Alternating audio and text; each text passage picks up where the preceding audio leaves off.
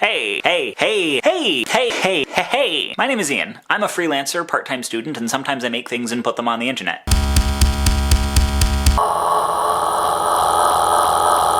Oh, kiss me, you fool.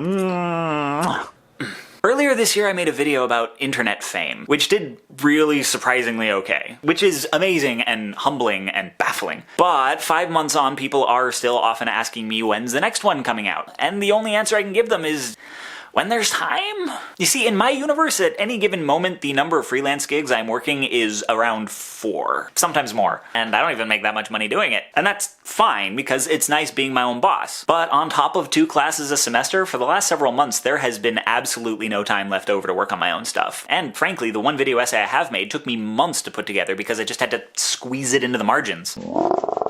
I've just opened up a gap in my schedule, and I may actually kind of have to scramble to get it filled. But I wanted to explore the possibility of maybe buying myself a few months to make more video essays. I have, a lot of topics I'd like to cover, mostly around video games and web culture. For instance, the psychology of angry young men on the internet, because yeah, I went through that phase, and a lot of people don't seem to be growing out of it. The complexity of defining hard-to-pin-down terms like art or game or indie from the perspective of someone who spent way too much time in art school. The weird economic barriers of entry for freelancers and indie developers, and whether or not making money on the web should be considered a privilege or a right. And probably, okay, definitely a lot of geeking out about interactive narrative, because that's kind of my thing. What I'm shooting for is to carve about 4 months out of my schedule where this would be my main project, with only the least time-consuming freelance work on the side. During that time, I'm targeting about 100 minutes of video content. That could be 5 20-minute essays, it could be 25-minute essays.